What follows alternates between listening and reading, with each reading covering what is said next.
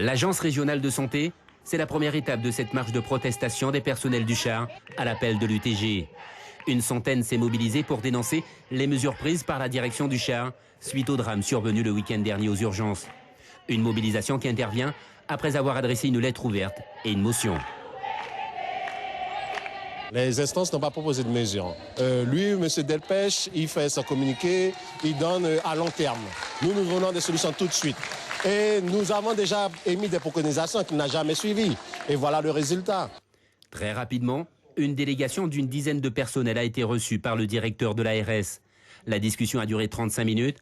Un échange durant lequel l'UTG a contesté les dispositions arrêtées et surtout des règles de procédure non respectées.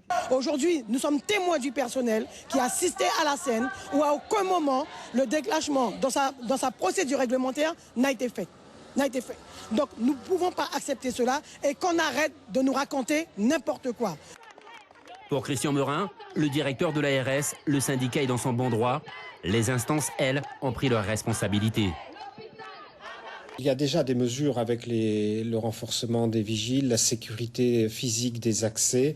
D'autres, très rapidement, vont être mises en place. Et c'est l'ensemble des mesures qui va constituer un plan de sécurité avant la fin de cette année, en toute transparence, avec des mesures concrètes qui seront discutées avec les personnels eux-mêmes. Le cortège a ensuite pris la direction du centre-ville à la rencontre des institutions partenaires. Un mouvement de protestation pour une meilleure sécurité qui a obtenu le soutien des ambulanciers de Guyane. Même nos confrères auraient pu être confrontés à ce genre de problématiques.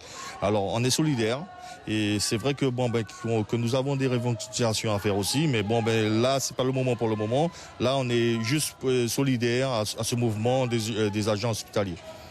Ce mouvement de protestation de l'UTG s'est achevé par une escale à la mairie de Cayenne, à la préfecture, mais aussi au conseil général et régional.